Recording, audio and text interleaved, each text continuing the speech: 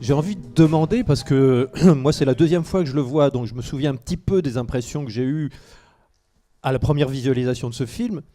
J'ai envie de vous demander, comme ça, paf à chaud, comme ça, qu'est-ce que vous retenez de ce film-là ? Quelle est l'émotion qui vous reste de ce film ? Ah tiens, madame, en colère.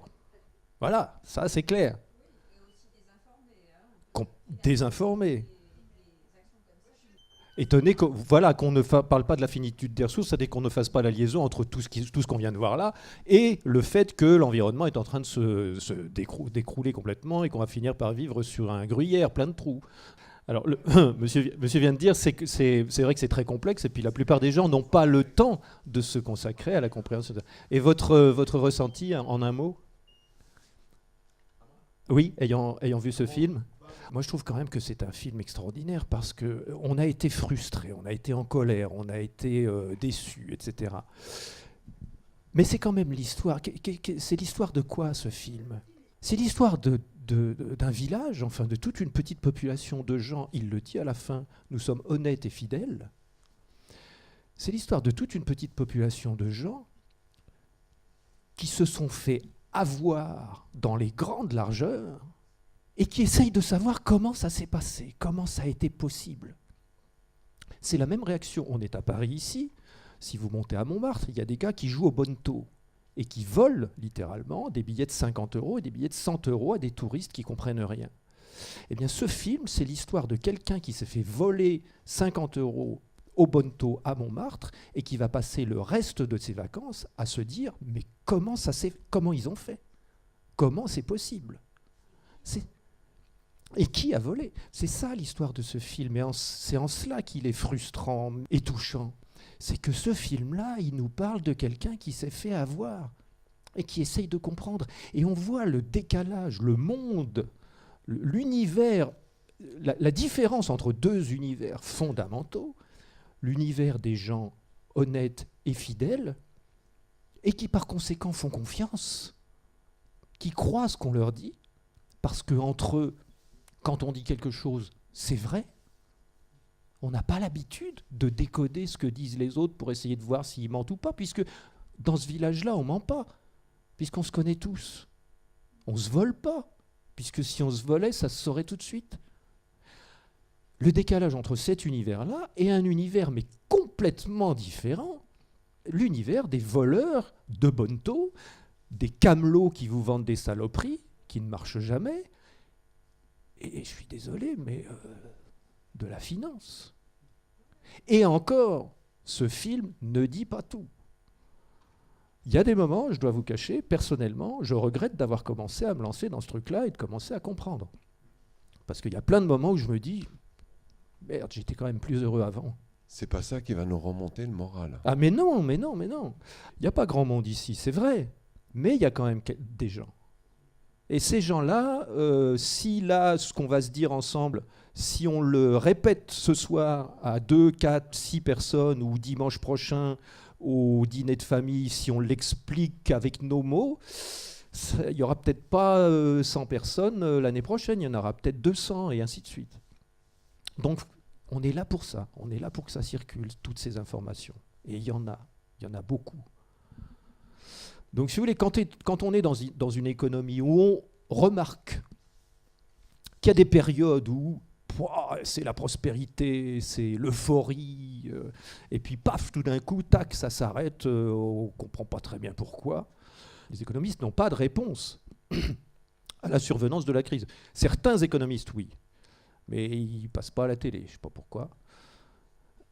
Donc, quand on commence à comprendre tout cet enjeu-là, on se dit, on voit les cycles, on voit les montées d'euphoriques, on voit les descentes dépressives. C'est des mots de psychologie, vous avez remarqué, euphorie et dépression. Hein. C'est pas étonnant que si on a un système économique bipolaire, il y a beaucoup de gens qui prennent des médicaments. C'est lié. Donc quand on voit ça de l'extérieur, on se dit, je voudrais essayer de comprendre, et puis on m'explique, voilà, je regarde des films et tout, je comprends toujours rien. Ça n'explique rien. Donc je vais essayer de comprendre s'il y a des cycles, quand ils vont revenir, qu'est-ce qui va se passer. Il y a une volonté d'essayer d'analyser le réel. On essaye de donner un sens à l'aléatoire, de donner un sens au fractal qui constitue un marché boursier. Et donc quand on essaye de donner un sens à ça et quand on essaye de trouver dans le passé des cycles, on les trouve. On les trouve. Quand on ne comprend pas quelque chose, on essaye de trouver des choses qui prouvent que c'est normal. Mais ce faisant, on n'étudie pas les causes racines, évidemment. On essaye d'interpréter une courbe.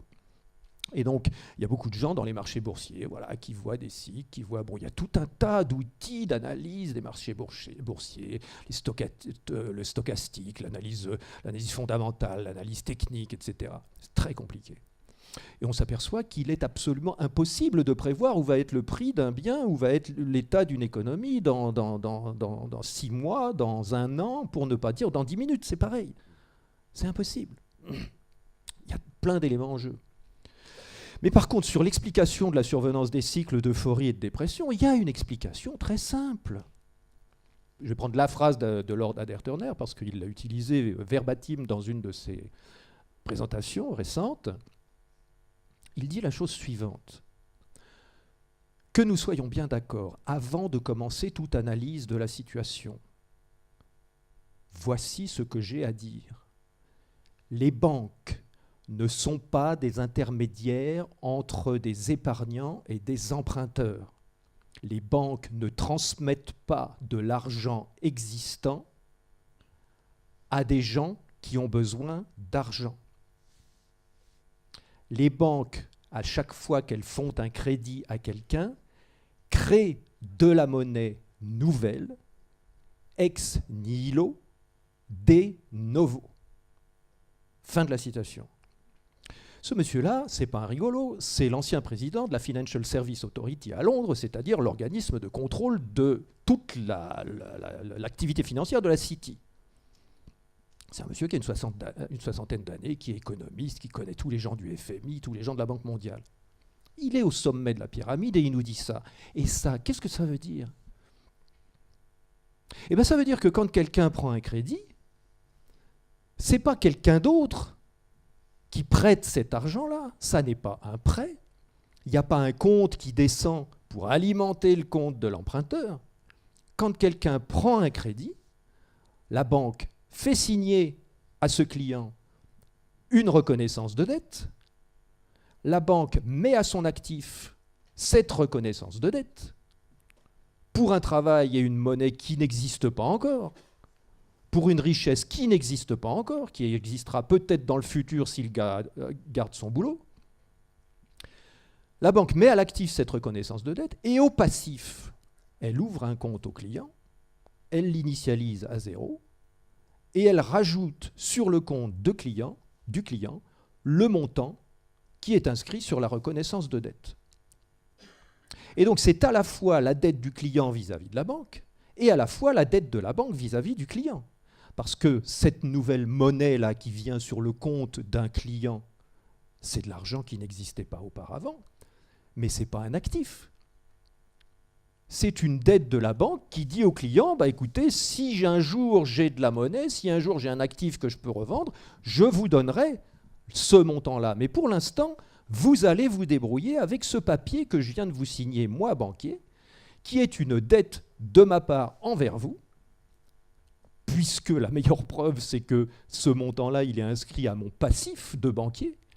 Dans une comptabilité, il y a un actif, c'est ce qu'on a, et un passif, c'est ce qu'on doit. Au passif de la banque, il y a tous les comptes de tous les clients, avec tous nos avoirs. Ce n'est pas de la monnaie, c'est un avoir que la banque nous concède. Et nous, comme des glands, on utilise ces avoirs pour comptabiliser nos échanges entre nous, nos échanges mutuels. Il y en a un qui vient de prendre un crédit, il a 100 000 € de plus au passif de sa propre banque, et il croit que c'est de la monnaie. Et quand il achète, quand il paye un artisan, un maçon, 30 000 € pour lui construire cette fameuse maison, eh ben, il dit au client, il dit au maçon, bah, écoute, regarde, je viens d'avoir 100 000 € là, c'est la banque qui vient de me les donner, je vous paye votre travail de maçonnerie, 30 000 €, Et donc moi, mon compte, il baisse de 30 et votre compte, il va augmenter de 30 000. C'est de l'argent qui vient de nulle part.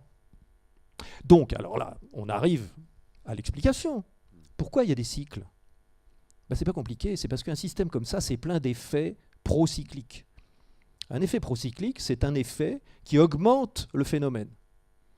Par exemple, quand vous roulez sur la neige et que vous faites un tout petit écart avec votre voiture, le fait que le petit écart ait commencé, ça fait une inertie qui fait que vous partez en tête à queue, si vous ne corrigez pas.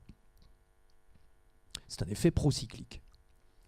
Eh bien, dans un système de création monétaire par l'endettement généralisé de la société, des agents non bancaires, la monnaie est créée comme ça, et par l'endettement des banques vis-à-vis des agents non bancaires, dans un système comme ça, plus il y a de la monnaie, plus il y a de l'activité. Pourquoi ? Ce n'est pas parce que la monnaie en plus dans l'économie crée de la richesse. Ça, il ne faut surtout pas dire ça à un économiste, parce qu'il veut dire oui, bon, effectivement, la monnaie est créée par le crédit bancaire. Mais bon, tout le monde le sait, c'est normal. Il faut bien que quelqu'un choisisse où va l'argent et où ne va pas l'argent. C'est ça, c'est le leitmotiv des économistes. Et donc, quand un économiste vous dit « tu pourras rajouter de la monnaie tant que tu veux », ça ne va pas créer de la richesse. Et il a raison. Pourquoi ? Parce que quand vous recevez de la monnaie nouvelle sur votre compte parce que vous voulez faire construire une maison et que vous donnez 30 000 € de plus à votre maçon, le maçon, il n'y a pas de richesse en plus. Il a toujours autant d'ouvriers, il a toujours les mêmes bras, il a toujours ses pelles et ses pioches. La richesse, c'est notre potentiel de création. C'est l'innovation dont on est capable de faire. C'est la construction de la maison, la richesse. La richesse, elle est déjà là. Les parpaings, ils sont chez Point P, la peinture, elle est dans les magasins, etc. Par contre, si quelqu'un ne se fait pas créer de la monnaie nouvelle, il n'y a pas de monnaie en plus dans l'économie. Donc, si vous vouliez vous faire construire une maison, vous ne pouvez pas. Si le maçon voulait nourrir sa famille par son travail en construisant une maison, il ne pouvait pas. Donc, le fait que quelqu'un se fasse créer de la monnaie nouvelle, ça ne crée pas de la richesse. Ça crée des nouvelles transactions qui ne pouvaient pas se faire avant, parce qu'il n'y avait pas assez de monnaie. Vous comprenez bien que s'il y a un restaurateur qui est devant sa vitrine avec son resto vide, si les gens ne vont pas au resto, ce n'est pas parce qu'ils n'ont pas faim, c'est parce qu'ils n'ont pas de chiffres sur leur compte en banque. Et donc le restaurateur avec son serveur, il peut dire à son serveur « Écoute, je suis désolé, mais tant que le resto est vide, je peux me débrouiller tout seul, je vais te foutre à la porte la semaine prochaine. » Par contre, s'il y a une personne qui vient de prendre un crédit, qui s'est fait créer de la monnaie nouvelle et qui dépense son crédit dans l'économie, chez le maçon, chez le peintre, chez le plombier, etc., eh ben, il peut très bien y avoir une famille ou deux de plombiers et de maçons qui, ce soir-là, vont aller se payer un resto. Parce qu'il y a eu injection de nouvelles unités monétaires. Donc, du coup, vous comprenez la relation extrêmement structurelle entre des nouvelles unités monétaires qui arrivent dans l'économie et l'activité. Forcément. S'il y a plein d'autres personnes qui prennent plein de crédits pour se faire construire plein de maisons, forcément qu'il va y avoir plein de maçons qui vont s'acheter plein de trucs et qui vont donner leur crédit à d'autres gens qui eux-mêmes vont dépenser, et du coup, ça percole dans l'économie. Et l'activité personnelle de chacun va trouver des débouchés nouveaux. Vous me suivez ? C'est pas compliqué. C'est ça l'origine des booms économiques.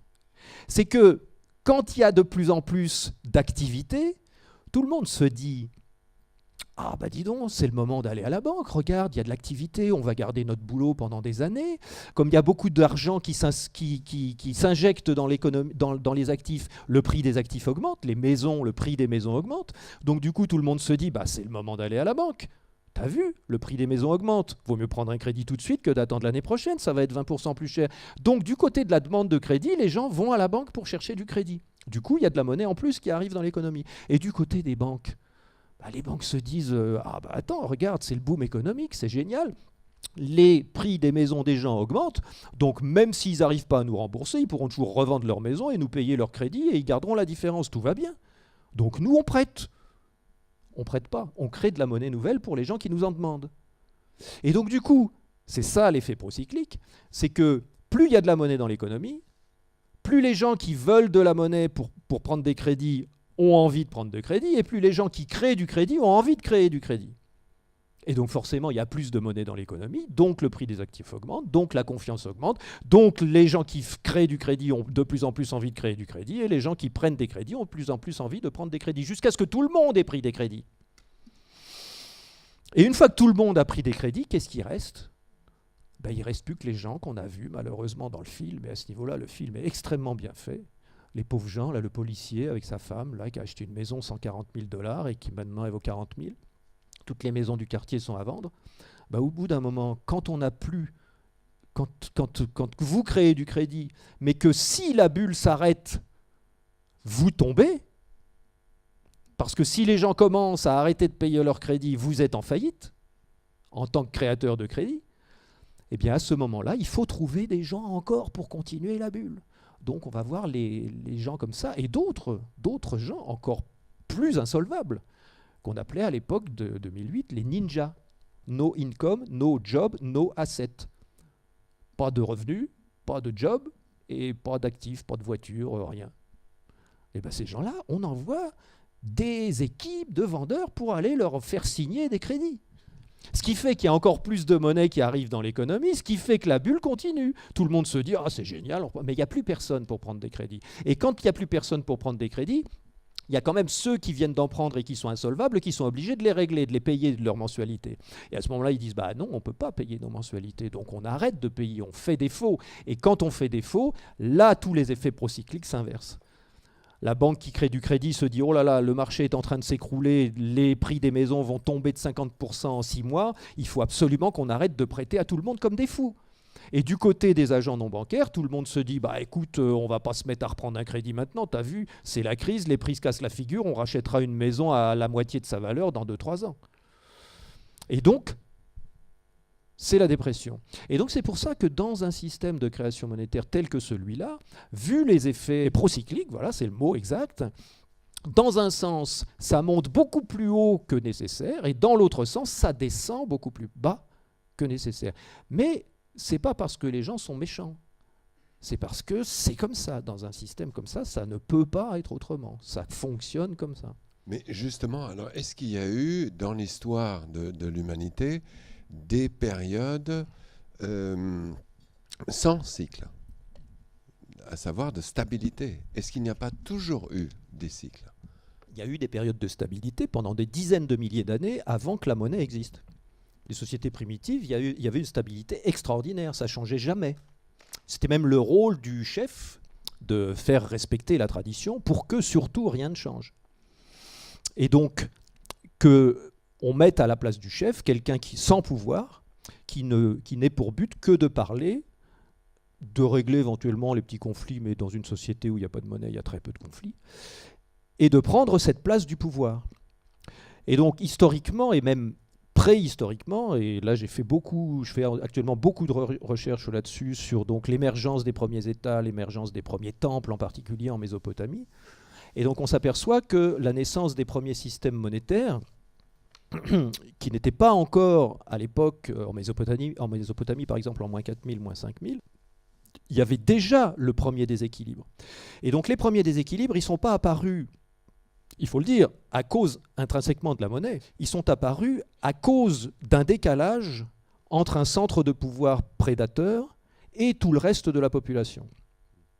À partir du moment où les humains s'aperçoivent que c'est plus facile de jeter des graines et d'en avoir 1000 qui poussent que d'aller tous les jours chercher à manger par la cueillette ou par la chasse, quand l'humain s'aperçoit de ça, évidemment, il va rester dans son coin. Il va construire une petite maison dans un coin, il va faire un jardin. À partir de là, dès qu'il met des choses de côté parce qu'il a eu une récolte et qu'il met un peu quelque chose de côté, forcément, ça déclenche, pour certains, la compréhension du fait qu'il y a à manger là, j'ai peut-être pas besoin de le faire pousser moi-même.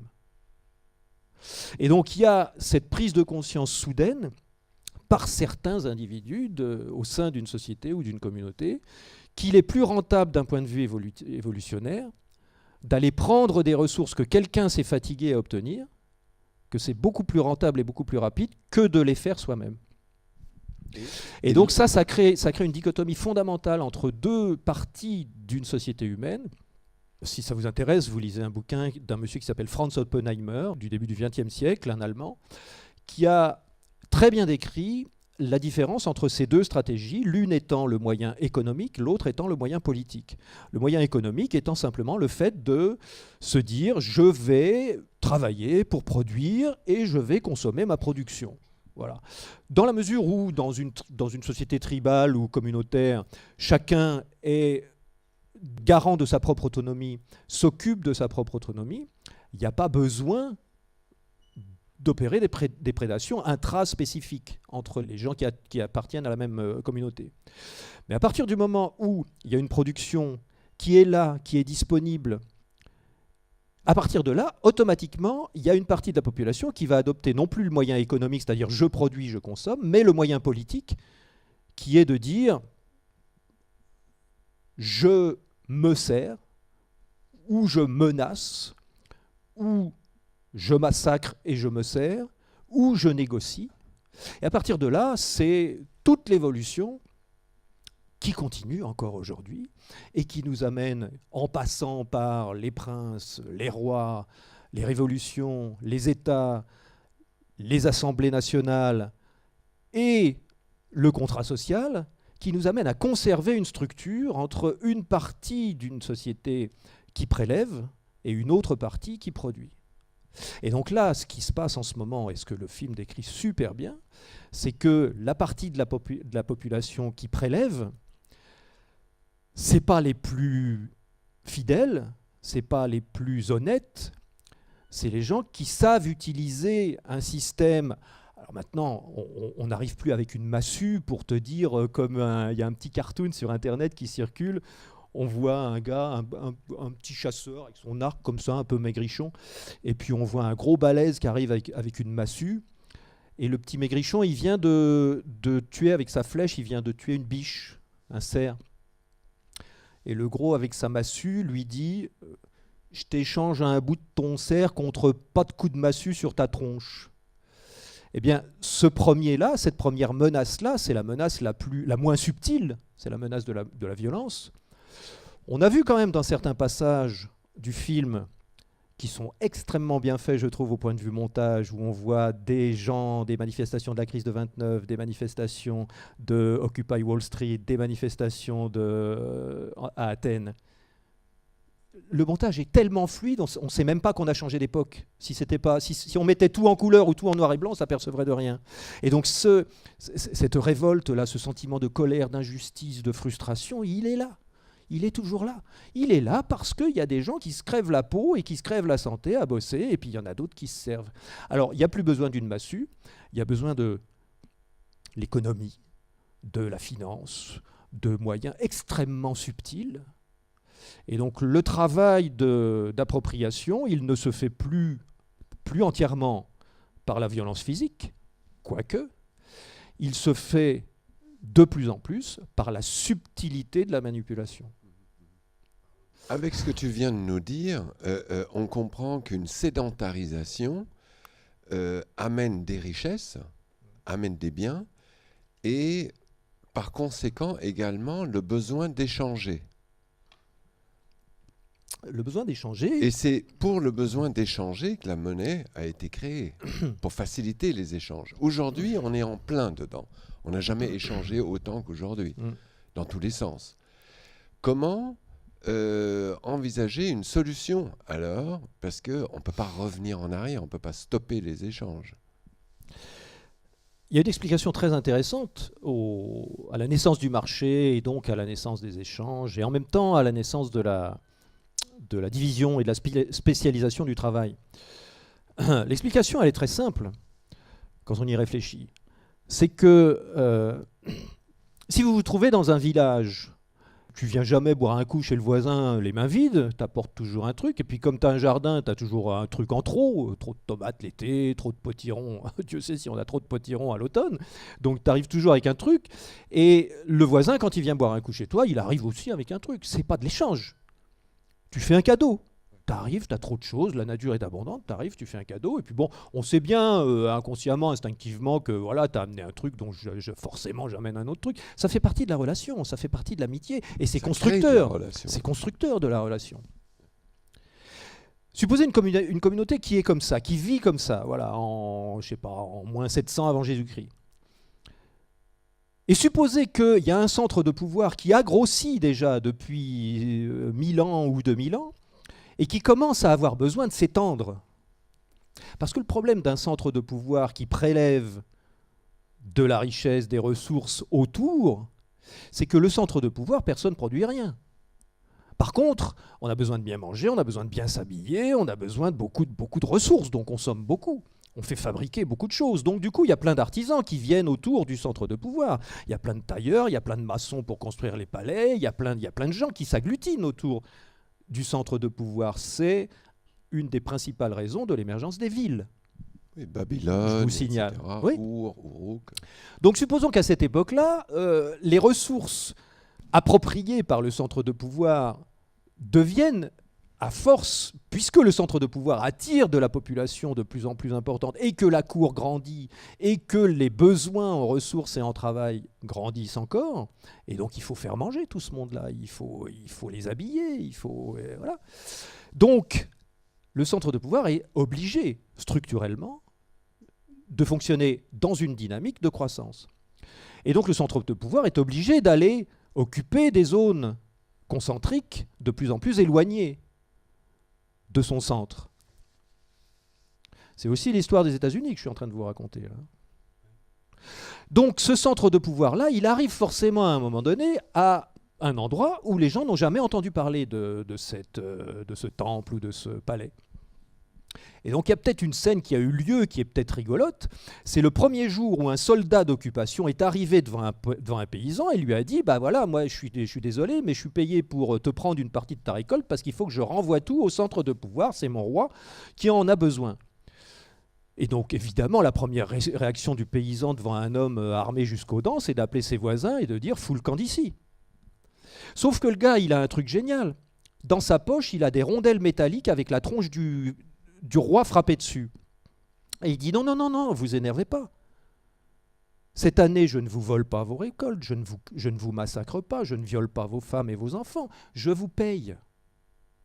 Évidemment, une rondelle métallique avec la tronche du roi, quand on a saisi les mines d'or, les mines d'argent, et qu'on a mis des esclaves à travailler dedans, ça coûte rien.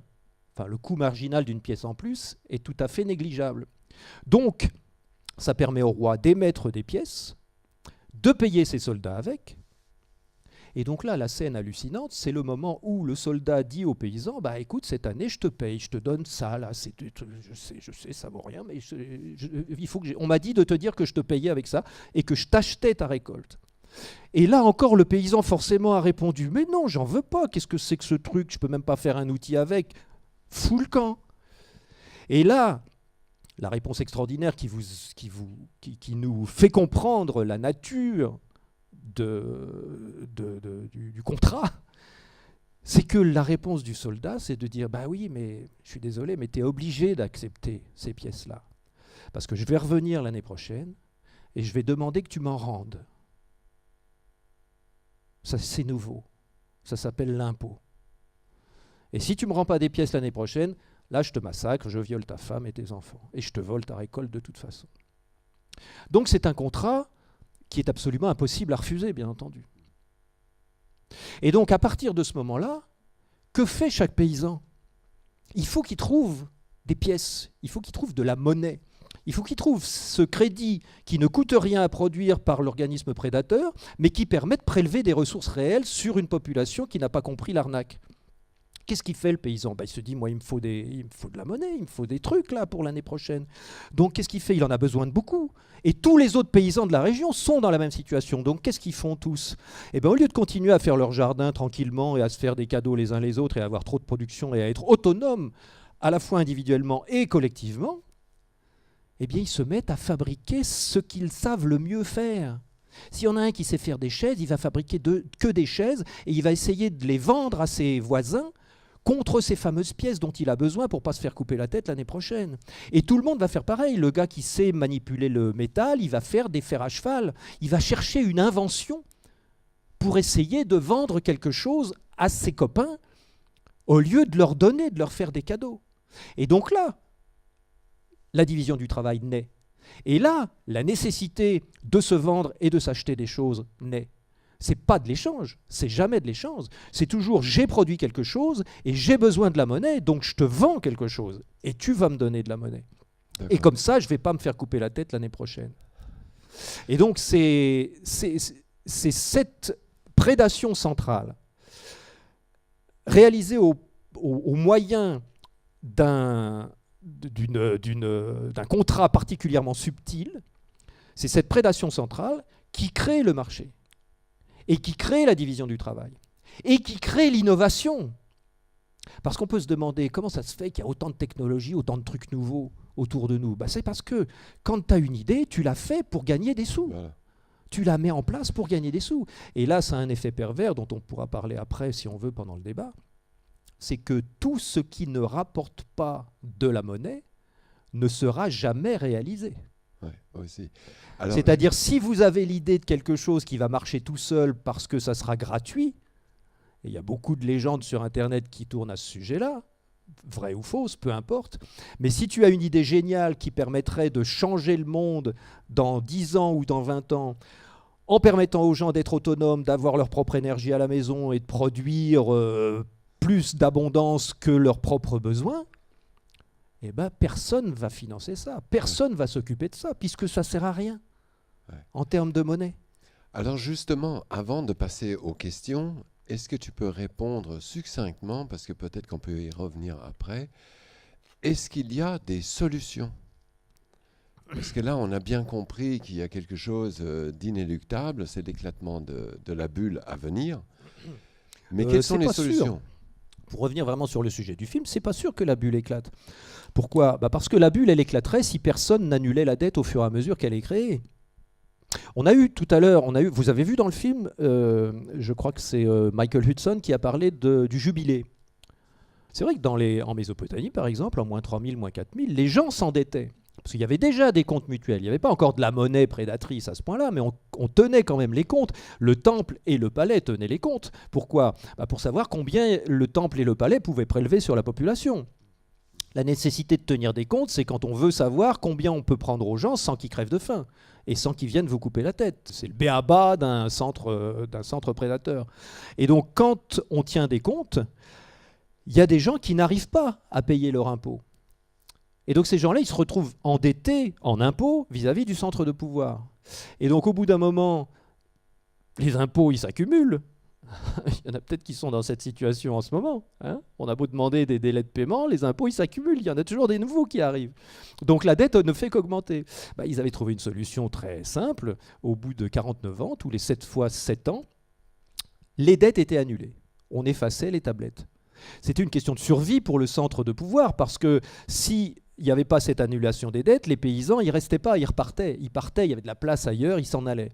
Donc du coup, évidemment, quand il n'y a plus de producteurs pour produire les ressources dont vous avez besoin pour vous enrichir et vous nourrir, vous crevez de faim. Donc il vaut mieux leur dire, non, on annule tout, restez. C'est ça le jubilé. Ce n'est pas une demande des populations prélevées, c'est une nécessité par le centre de pouvoir, pour pas que les gens s'en aillent. Et donc ça, alors ça se fait en ce moment. En ce moment, il y a toujours des banques qui émettent de la dette. Ça n'arrête pas, parce qu'il y a quand même une certaine partie du monde qui... 60 milliards par mois. Voilà, oui, alors c'est justement ça. De mauvaises dettes, oui. Donc les banques émettent toujours du crédit ex nihilo, de novo, et créent donc toujours de la monnaie nouvelle. Donc endettent toujours exponentiellement le secteur non bancaire. Le secteur non bancaire, c'est les populations, les entreprises, les collectivités locales, on a vu la ville de Vic, et les États. Les États en zone euro sont dans la même situation. Ils n'ont pas la souveraineté monétaire en zone euro, donc ils sont obligés d'aller chercher des euros qui existent déjà, c'est-à-dire des euros qui ont déjà été créés par un crédit bancaire. L'autre solution, ça serait d'aller voir soi-même en tant qu'État une banque et de leur dire faites-moi un crédit. Mais bon, en ce moment, c'est assez difficile, vu que déjà, un des postes les plus importants du budget français, c'est le service de la dette, justement. Donc les États hésitent un peu à réendetter leur propre population. Donc du coup, il y a quand même de la monnaie nouvelle qui va dans l'économie, puis il y a tous les crédits anciens que les gens n'arrivent plus à payer, que les entreprises n'arrivent plus à payer, que les collectivités locales n'arrivent plus à payer. Renouvelés. Voilà. Donc ces crédits-là, ils sont à l'actif des banques. Mais au passif des banques, il y a toute la monnaie des gens.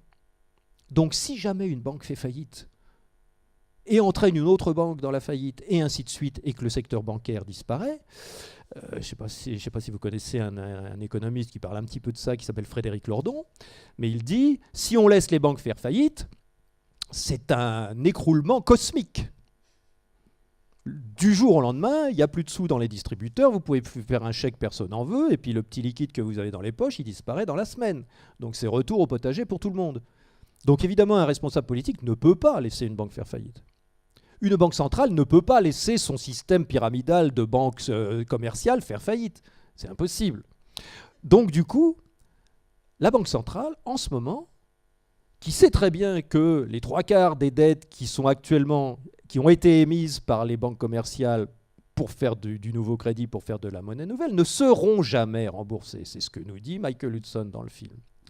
Les dettes qui ne peuvent pas être remboursées ne seront pas remboursées. Entre parenthèses, s'il fallait rembourser la dette, il faudrait vider tous les comptes. On est d'accord ? Puisque la monnaie a été émise par des dettes. Toute la monnaie qui est sur nos comptes. Qui a été émis. Oui, donc bien ça sûr. Suffirait pas.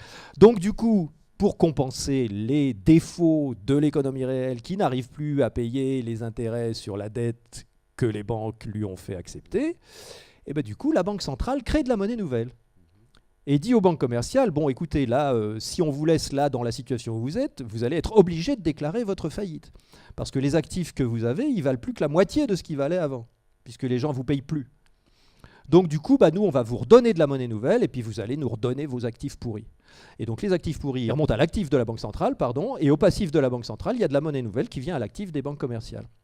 Et donc on peut redémarrer sur un nouveau cycle. Mais ça s'appelle le quantitative easing. Et donc le quantitative easing, c'est simplement la Banque centrale qui redonne de l'argent frais par création monétaire pure aux banques commerciales, de manière à annuler les dettes, à annuler les titres de crédit qui ne valent plus rien. Et donc ça sauve le système, si vous voulez. On n'est pas prêt d'avoir un écroulement. On n'est pas prêt d'avoir une bulle qui explose. Pourquoi ?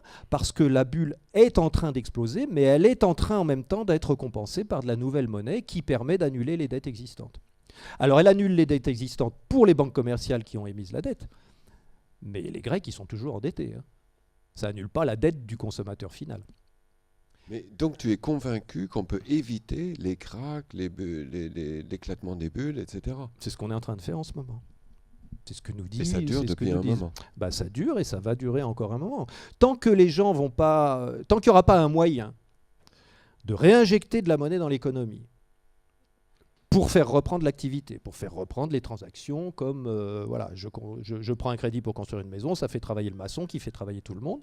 Tant qu'on n'aura pas réinjecté de la monnaie dans l'économie pour relancer les transactions mutuelles et donc relancer l'activité, on n'aura pas de reprise. Donc on ne pourra pas dire aux gens, allez à la banque, prenez un crédit, c'est le moment. Donc le but du système bancaire, c'est de dire à la population, il y a une reprise, tous les espoirs sont permis, vous allez garder votre boulot, les prix des maisons vont augmenter, prenez des crédits. Mais personne ne veut prendre des crédits en ce moment. Les particuliers ne peuvent pas parce qu'ils n'ont pas de visibilité sur leur boulot l'année prochaine. Les entreprises ne peuvent pas prendre des crédits en ce moment parce qu'il n'y a pas de demande. Ce n'est pas le moment d'acheter une machine ou d'embaucher. Et les États ne peuvent pas prendre de crédit parce que déjà les contribuables payent la totalité de l'impôt sur le revenu pour le service de la dette existante.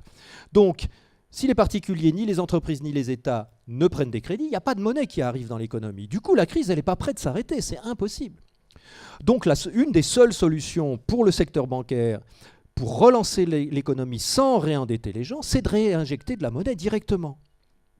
Bon, c'est pour ça que vous entendez beaucoup parler du revenu de base et du revenu universel en ce moment.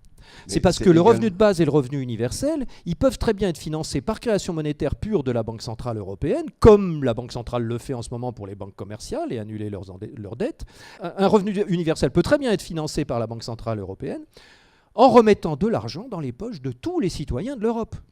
Oui, mais ça a été fait. C'est pas étonnant, puisque le taux de chômage n'est pas prêt de baisser s'il n'y a pas de reprise. Il n'y a pas de problème.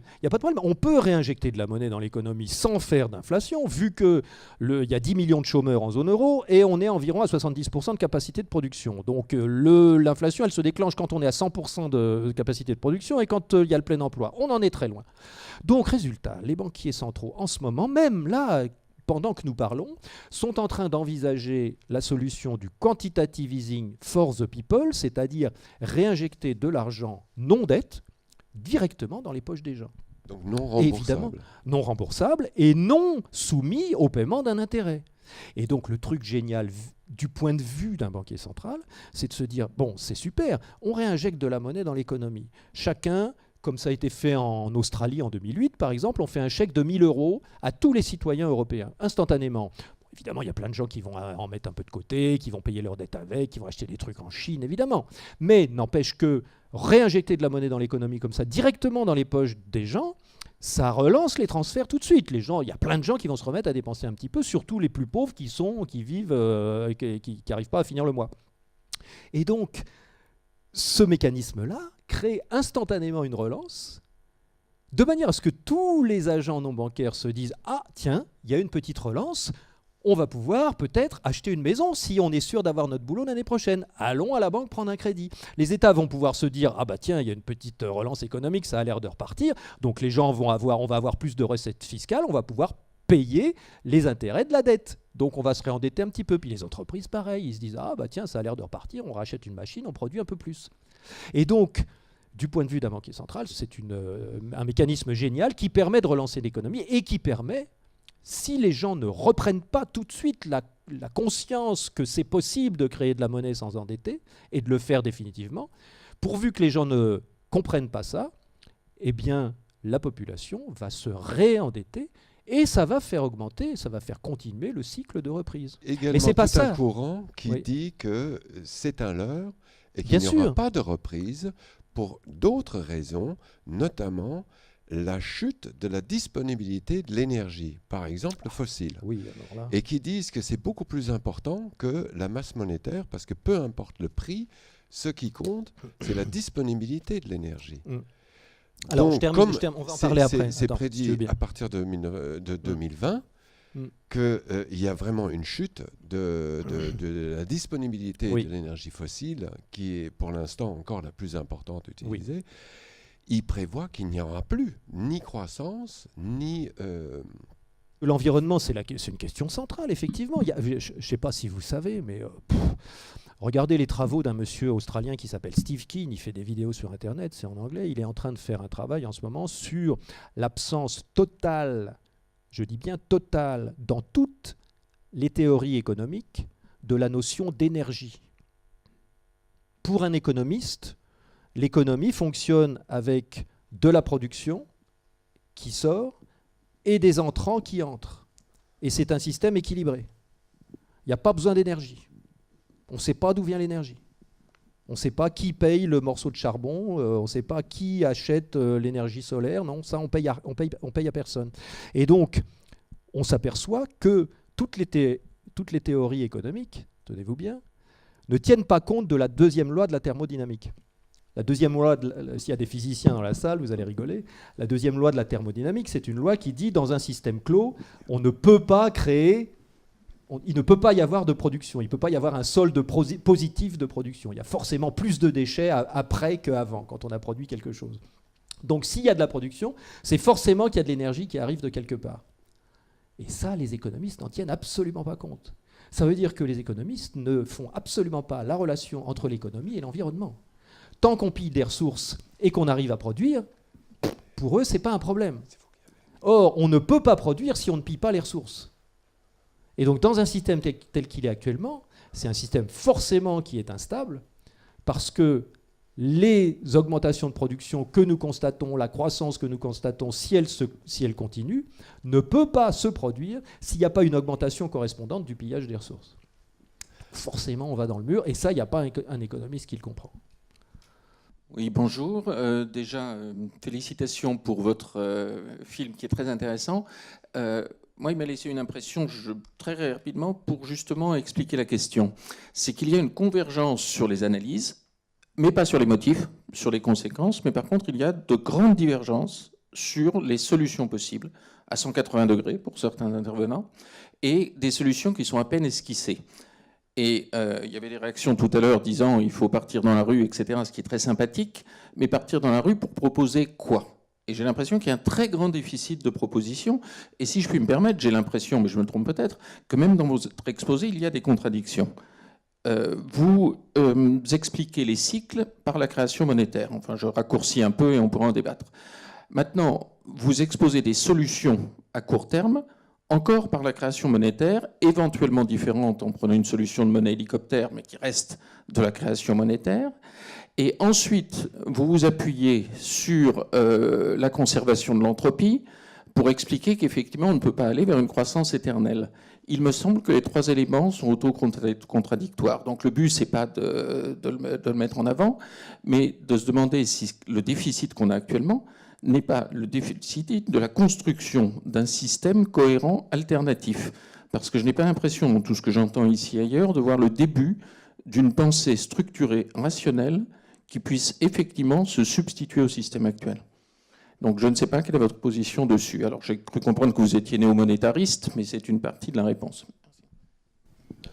Je suis rien du tout de spécial. J'examine ce qui se passe. J'examine ce qui se passe en ce moment, les mécanismes qui sont mis en place, par qui, pourquoi, pour quelles raisons, pour protéger quel mécanisme. Et donc, ce que vous dites est tout à fait juste. Forcément, je décris une solution d'hélicoptère-monnaie. C'est un des noms rigolos qui a été appliqué au quantitative easing pour les gens directement. J'étudie ça parce que c'est très intéressant d'un point de vue à la fois économique et d'un point de vue humain. C'est la preuve que l'absurdité du système peut être entretenue et peut être sauvée par une autre absurdité. Et en ce sens-là, je suis tout à fait d'accord avec vous. Mais moi, je me borne à décrire ce qui est en train de se passer, à décrire l'évolution et à vous dire, voilà, il y a des gens qui pensent sérieusement à ça et qui sont en train d'essayer de le mettre en place. Mais alors, ce qui est très intéressant aussi, c'est que ça rejoint quand même toute la réflexion dont Madame parlait tout à l'heure et toute cette colère qui amène beaucoup de gens à aller dans la rue. C'est qu'un système qui est totalement déséquilibré comme celui-là, qui permet, par un endettement généralisé, de faire remonter en permanence des ressources, des efforts, du travail, à un centre qui a compris des choses que les autres gens n'ont pas compris. Hein, c'est clair, il y a un décalage de compréhension totale. Et donc, un système tel que celui-là, il crée en bas de la pyramide, non pas de la pauvreté, mais il crée de la pauvreté, bien entendu, mais il crée de la souffrance. Une crise économique, c'est pas seulement un manque de monnaie. Une crise économique, c'est des gens qui meurent, c'est des gens qui tombent malades, c'est des gens qui perdent leur emploi, c'est des gens qui se retrouvent sur des cartons dans la rue. Donc cette souffrance-là, elle est bien réelle. Elle est bien réelle et les gens qui l'ont analysée se disent il y a peut-être une solution qui effectivement est contradictoire, qui dit nous sommes dans un système monétaire, donc peut-être que pour éradiquer la pauvreté extrême, le mieux ce serait de donner de la monnaie aux gens qui sont dans la pauvreté extrême. C'est un raisonnement qui se tient au niveau de la volonté d'aider son prochain. C'est un raisonnement qui est ridicule dans le fait où il reste dans un système monétariste, où il reste dans un système qui intrinsèquement est de la prédation. Si on aide les gens qui sont dans la pauvreté extrême en prenant des crédits, c'est-à-dire en continuant à payer des intérêts d'une dette imaginaire, évidemment que ça ne change rien au problème. Et je dirais même, si on crée de la monnaie pour permettre aux gens de s'en sortir, mais qu'on utilise toujours le système honteusement centralisé de la création monétaire actuelle par une banque centrale, on reste dans une contradiction totale. C'est tout à fait ça. Et donc, les solutions que nous proposons, et nous sommes beaucoup à travailler là-dessus, ce sont des alternatives qui passent par des prises de conscience, bien entendu, c'est pour ça qu'on est là, et qui passent par des reprises en main de notre propre souveraineté, de notre propre pouvoir et de notre propre autonomie. Je ne parle pas des souverainetés nationales, je parle des souverainetés humaines, des souverainetés individuelles. Il y a par exemple l'exemple du logiciel libre. On a exactement les deux principes. Le système pyramidal, une création logicielle qui monopolise tout un aspect d'Internet et de nos ordinateurs.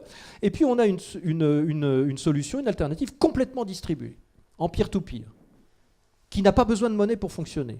C'est pas par hasard que 90% d'Internet tourne avec des logiciels libres.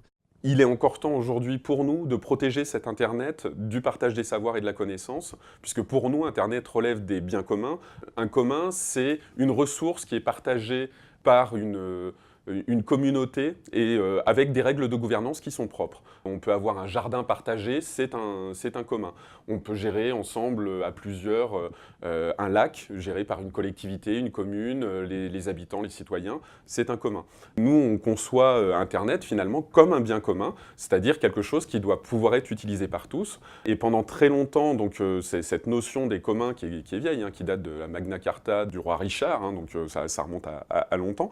À partir des années 50, c'est vu complètement défoncé par les néolibéraux qui ont dit non mais c'est pas possible, si on met un pré dans lequel chacun peut aller faire paître sa vache, c'est pas possible, nécessairement tout le monde va y amener sa vache et finalement le pré sera totalement inutilisable, il n'y aura plus d'herbe à brouter, donc ça marche pas, donc il faut une régulation, notamment par l'argent, etc. Et finalement, à la fin des années 90, une économiste, Elinor Ostrom, qui a obtenu d'ailleurs l'équivalent du prix Nobel d'économie, a démontré finalement que cette tragédie des communs n'était pas vraie et qu'un des exemples de ça, c'était justement le logiciel libre et la possibilité de vraiment gérer à plusieurs des communs qui sont des communs numériques par exemple. Et donc on voit qu'aujourd'hui Internet est géré comme un commun par des communautés avec des règles de gouvernance qui leur sont propres. Et ça marche finalement pas si mal, même si évidemment ces communs sont attaqués de toutes parts par des entreprises. Sur les différents sites internet qui relèvent des communs, on va pouvoir trouver le plus classique, c'est vraiment Wikipédia, qui est géré du coup par une communauté, même s'il y a une fondation qui gère la partie technique. C'est la communauté qui, avec ses propres règles de gouvernance, décide de comment doit fonctionner Wikipédia et qui donc va pouvoir dire est-ce que cet article on le garde ou pas. Il n'y a pas une carte de membre Wikipédia, même s'il y a des associations qui évidemment gèrent des activités autour de Wikipédia dans chaque pays. Mais l'idée, c'est vraiment que ça soit un bien commun. Et donc, chacun peut participer à Wikipédia, chacun peut voir en fonction du nombre d'articles édités ou de son envie et du temps qu'il veut y consacrer, peut prendre part au fonctionnement et à la gouvernance de Wikipédia. Donc, on est bien là sur un commun qui fonctionne en plus sur du logiciel libre. C'est-à-dire que les logiciels qui font tourner les serveurs de Wikipédia et le site Wikipédia sont 100% libres. Et en plus, les articles de Wikipédia sont placés sous licence Creative Commons, donc on peut les reprendre à condition de citer les auteurs et la provenance qui est Wikipédia. Donc ça, c'est un premier site. Il y a d'autres, on va dire, d'autres communautés autour du logiciel qui gèrent leur communauté comme un commun. Je pense par exemple à Firefox, géré par une fondation américaine, qui a là aussi un modèle économique sur lequel on peut être critique souvent, mais il se trouve qu'au moins le code source de Firefox est disponible, chacun peut le reprendre, le modifier, le rediffuser, le partager avec les autres. Et ça, déjà, c'est une bonne chose. Et après, on va retrouver sur à la fois des milliers, voire des dizaines de milliers de sites, des communs logiciels ou culturels, notamment grâce aux licences Creative Commons. Une licence Creative Commons, c'est utiliser le droit d'auteur d'une façon différente, c'est-à-dire que par défaut, le droit d'auteur, que ce soit aux États-Unis ou en France, dit que lorsqu'on crée une œuvre, elle est tout de suite protégée pour un temps déterminé, donc en France, 70 ans après la mort de l'auteur. Le principe des Creative Commons, c'est très simple, c'est de dire que lorsqu'on va créer quelque chose en Creative Commons, nécessairement, tout de suite, on va dire, en appliquant la licence, soit en copiant une petite phrase, voilà, je place cette chanson sur licence Creative Commons, et ben on va dire, j'autorise tout de suite les usagers finalement de la ressource que je viens de créer, de pouvoir la partager avec d'autres sous certaines conditions. Donc on est passé de tout droit réservé à certains droits réservés, et c'est nous qui, en tant qu'auteurs, décidons quels sont ces droits. Et on trouve des centaines de millions de ressources en Creative Commons sur Internet.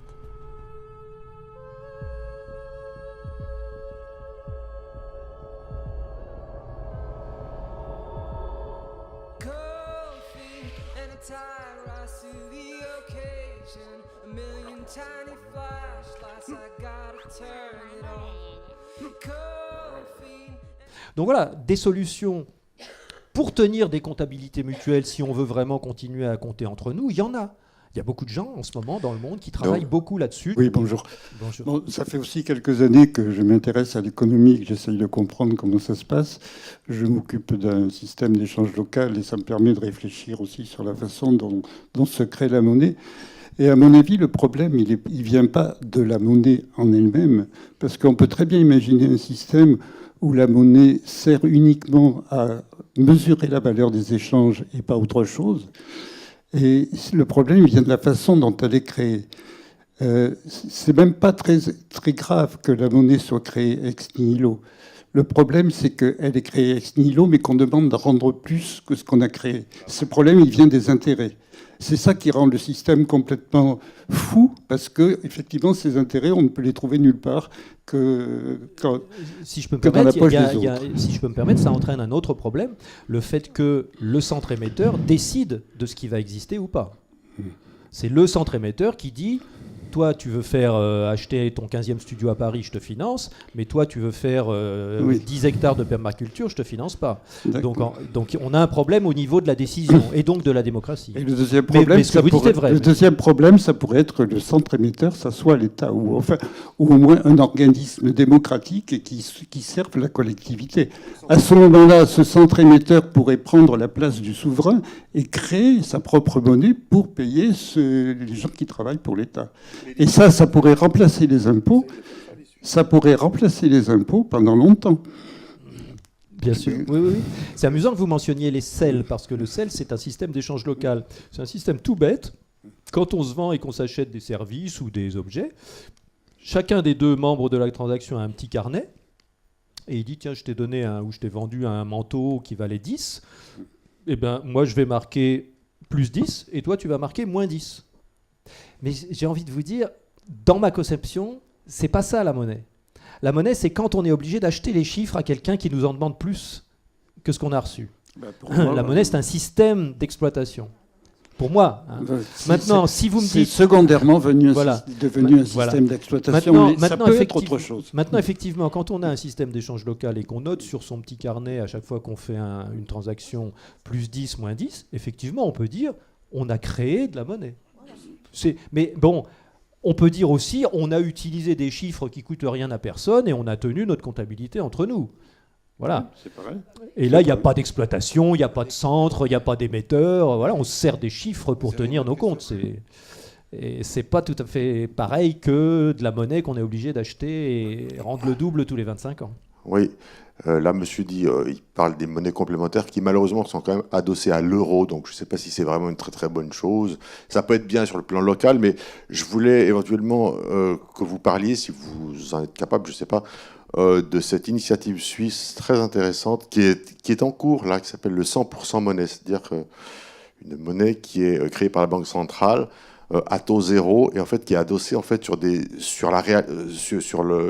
l'économie réelle et non pas sur des phénomènes spéculatifs ou de crédit, etc. Donc sur le plan technique, je pourrais pas vraiment vous expliquer comment ça se passe parce que je viens de m'y intéresser un petit peu, mais ça me semble très, très intéressant. Je ne sais pas du tout où en est cette initiative. Je sais qu'elle est en cours, qu'il y a des votations qui doivent être faites, mais je ne sais pas. Mais ça m'avait semblé assez captivant comme nouvelle. Tout à fait, oui. Donc je les connais bien, c'est tous des copains, ils sont à fond. Donc ça s'appelle Initiative Monnaie Pleine. Ils ont un site qui est très bien fait, qui explique les mécanismes existants, qui explique l'alternative, la solution qu'ils proposent. Et donc, c'est une des alternatives les plus avancées, les plus intéressantes, qui restent dans le concept, la monnaie, la centralisation, la banque centrale. Bon, après, on pense ce qu'on veut. N'empêche que c'est un projet intéressant pour une raison très simple, c'est que les Suisses sont très sourcilleux dès qu'on leur parle de pognon et dès qu'on leur parle de démocratie. En Suisse, on vote tout le temps. Les communes sont autonomes, les cantons sont des États autonomes, il y a juste un conseil fédéral pour les décisions qui concernent l'ensemble de la Suisse, mais les citoyens suisses ont tout le temps des votations. Et donc, quand les Suisses se sont aperçus, une petite poignée de gens se sont aperçus, qu'ils n'avaient pas le contrôle sur ce qui était financé ou pas dans leur propre pays parce que c'est le secteur bancaire qui le décide, en fonction de ses propres intérêts en tant que secteur privé, ce qui est normal, et que ils n'avaient pas le contrôle sur leur propre banque centrale, alors que tout le monde croyait que c'était une banque nationale, alors que la Banque nationale de Suisse, pour l'instant, est une société privée. Eh bien, ils se sont dit, non, mais attention, là, ça ne va pas du tout, il faut faire quelque chose. Et donc, ils ont deux propositions. Reprendre le contrôle de la Banque centrale en en faisant une coopérative citoyenne où chaque citoyen suisse aurait le droit d'avoir une action de la Banque centrale. Et 2, de dire à la Banque centrale, c'est vous qui créez la monnaie, vous nous endettez pas pour créer de la monnaie, vous donnez une part de monnaie identique soit à tous les cantons suisses, soit à chaque citoyen suisse, libre à chacun d'en faire ce qu'il veut, de décider en son âme et conscience ce qui va être financé ou pas, sur une liste comme en crowdfunding, sauf que là c'est de la création monétaire, c'est du nouveau crédit qui permet de décider, 1, ce qui va être financé ou pas, ce qui signifie, 2, ce qui va exister ou pas dans le futur commun des Suisses.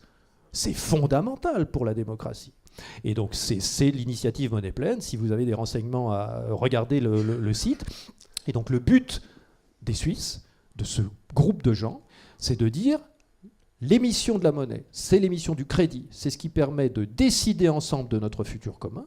Et moi, Suisse, disent-ils, je veux avoir ma voix dans cette prise de décision. Je veux pouvoir choisir, si on me propose de financer des gaz de schiste aux États-Unis, j'ai envie d'avoir le droit de refuser. Si on me propose de financer des recherches pour transformer l'agriculture de mon pays, j'ai envie d'avoir le droit d'accepter. Et donc, ils ont très bien fait la relation fondamentale entre le crédit, ce qui va être financé ou pas, et la démocratie. C'est d'ailleurs intéressant parce que l'apparition de la monnaie complémentaire en France s'est beaucoup faite lors de la crise de 29. C'est là où il y a eu beaucoup de villes qui ont créé localement une nouvelle monnaie et qui ont duré jusque dans les années 50 où ils ont été arrêtés. Interdites. Interdit. Ça devient une question de survie. Quand vous êtes le maire d'une petite commune, je pense à la commune de Vorgl en particulier, en Autriche, Vorgl, W-O-R-G-L. Vous regardez ça, c'est très intéressant. Quand vous êtes le bourgmestre d'une petite ville comme ça et que vous voyez que les gens crèvent de faim, qu'il n'y a plus de boulot, qu'il n'y a plus de chômage, et que vous comprenez que c'est parce qu'il n'y a plus de monnaie dans votre ville, vous vous dites, mais attends, moi je suis le maire de ma commune, je vais en émettre moi de la monnaie, et puis je vais payer les employés municipaux, et puis ils vont dépenser, et puis tiens justement on a besoin d'un pont, je vais payer tout le monde, et je vais faire fabriquer des pierres, et je vais faire tailler des pierres pour fabriquer un pont dont on a besoin, et donc je vais créer de la monnaie pour faire ça.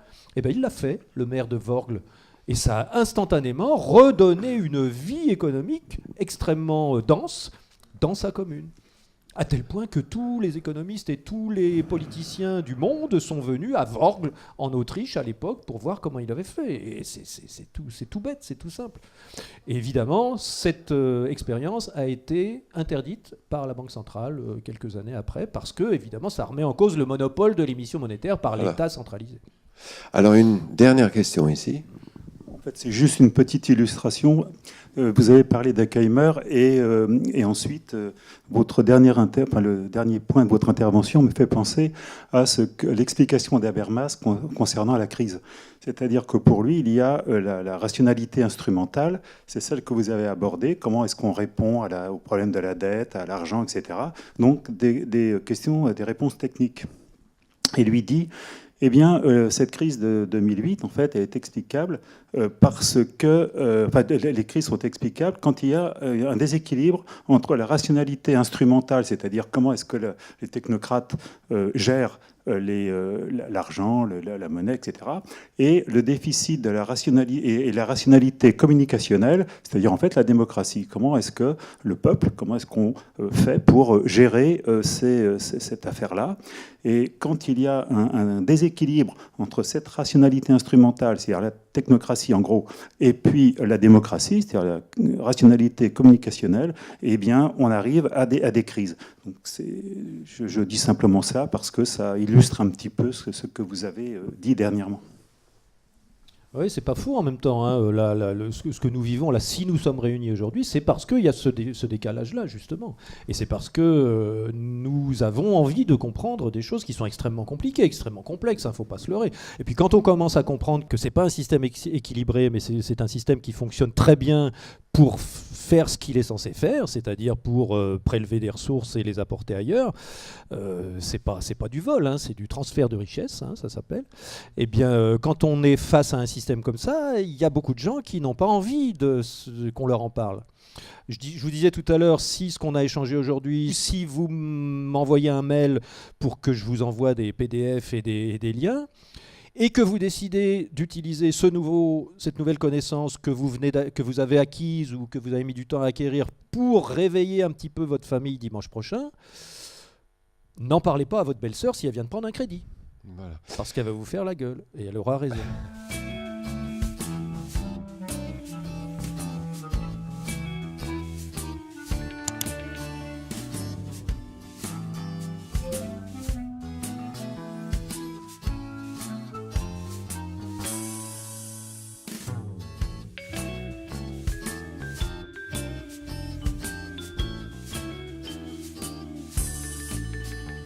Je vous souhaite un excellent dimanche. Merci à toutes et à tous. Je vous rejoins à la sortie si vous voulez.